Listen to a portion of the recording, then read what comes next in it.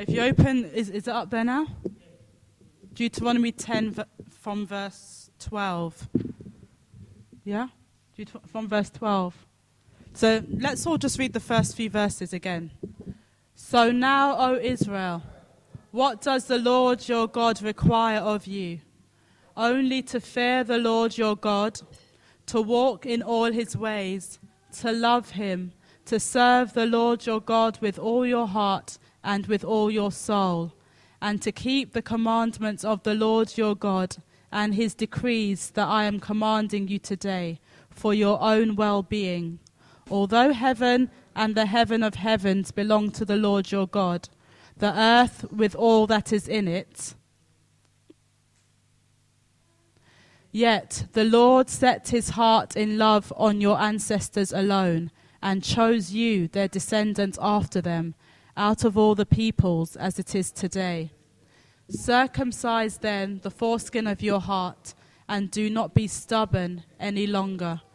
For the Lord your God is God of gods and Lord of lords, the great God, mighty and awesome, who is not partial and takes no bribe, who executes justice for the orphan and the widow, and who loves the strangers, providing them food and clothing. You shall also love the stranger, for you were strangers in the land of Egypt. You shall fear the Lord your God, him you shall worship, to him you shall hold fast, and by his name you shall swear. He is your praise, he is your God, who has done for you these great and awesome things that your own eyes have seen. Your ancestors went down to Egypt 70 persons, and now the Lord your God has made you as numerous as the stars in heaven. Praise the Lord. Praise the Lord. The message in it, I think, is quite self-explanatory, and it does tie in with the prayer that we all, in our groups, were taking a look at. It's really quite simple, that God requires of us that we do just a few things, that we fear him, that we walk in all his ways, that we love him, and that we serve him with everything. It's just that simple, the message. But as we realize, it's so simple to read, but also very, very difficult to do.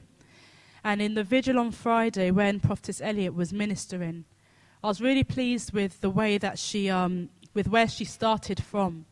Because she said before we can have those showers of blessing, that season of clear shining, there's something that comes before it. And it's something that I guess for many of us, I don't know about you, but for many of us, we might be experiencing or we have experienced. It's that time of when we're, neither here nor there. We're in that in-between stage.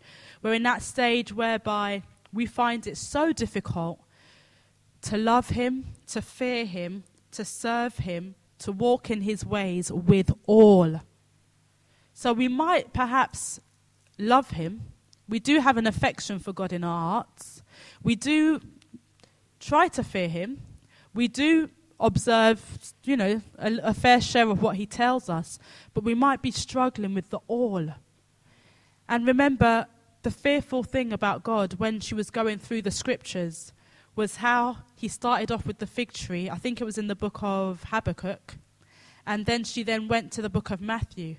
And we saw what happened to that fig tree. And as during the praise and worship, Sister Offred was talking about how awesome and fearful and terrible our God is. And even whilst Auntie Brown was doing the prayers of thanksgiving, and I was just thinking to myself, because she mentioned that out of all the millions, out of all the thousands, God has chosen us. And I don't know if we saw that when we were reading. It said, it said there, I can't remember what verse it was, but it said something around that God had chosen our forefathers, our ancestors. He had loved them. He had set his love upon them in verse 15. Yet the Lord set his heart in love upon your fathers and chose even their descendants after them. So those who were not even born, he chose.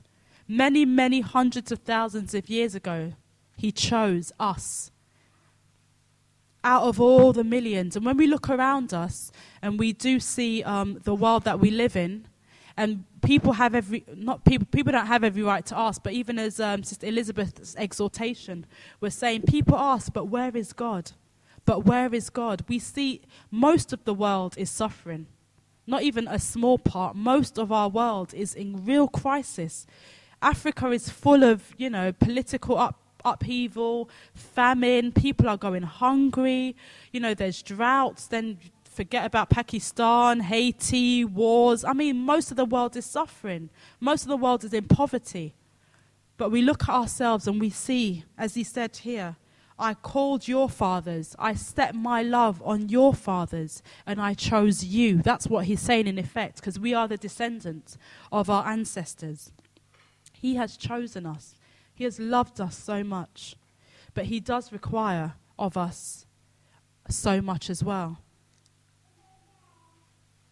And that was what came alive to me in this passage. That God, it is a requirement of his. So if we don't fulfill that requirement, what will be our end? Remember, Jesus said that he can come at any time. If he does, what will be our end? Where will we put ourselves? So I'd like to encourage us today that as difficult as it is, let's pursue. Remember, I think one of the things that she said was, which we're going to look at, or if we quickly turn to Matthew chapter 10, verse 22. It says there, only he that endures to the end shall be saved. And she examined that word endurance. And she said that endurance isn't something that is easy, that it's comfortable. Like you have, is it like an endurance test, endurance races? I don't know if anybody watches Challenge TV, but there's a show called Takeshi's Castle. And you know that you see a lot in Japan, or Takeshi's Castle. In Japan, part of their sports thing is that they put themselves through these very ridiculously grueling, almost sickening tests. They do the most ridiculous things. Yeah, they do very, very crazy. They walk on ice, they walk in fire, they put their bodies through such horror. But it's a test of endurance. So we can see that this way that we're going through is not supposed to be all easy. Even what you might be experiencing, seasons of drought perhaps, where things are not, where you yourself don't even feel within you as you first felt when you knew God. That is also part of this endurance test. But it's something that we're supposed to pass through, and we're supposed to pass through it and come out stronger than ever. So those seasons of clear shining that she examined, it's only something that comes about, perhaps, when we've been through areas of difficulty. So I'd like to encourage us, because on Friday I really took heart. That was the one thing that I took away with me, and I took heart that, Lord, it doesn't matter or how I am now. What matters is that I just have to find a way to keep going. I have to find a way to keep pressing on, and you're going to bring me out on the other side. You're going to make me so much better than I am now. So much more of what I hope to be, you're going to make me. But it means that we can't just stop. We have to keep going. We have to keep going. It says in verse 20, it says, you shall fear the Lord your God, and you shall serve him and cleave to him, and by his name you shall swear. He is your praise. He is your God who has done for you these great and terrible things which your eyes have seen. Did we catch that? It says we must cleave to him. What does it mean when you cleave to someone? Anyone? What does it mean when you...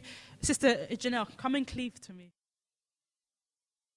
So what we've learned from there is just what that really hurt. Well, what we learned from there is just what we were examining in that verse 12, when God said, to love me, to serve me, to walk in all my ways with all your heart and with all your soul.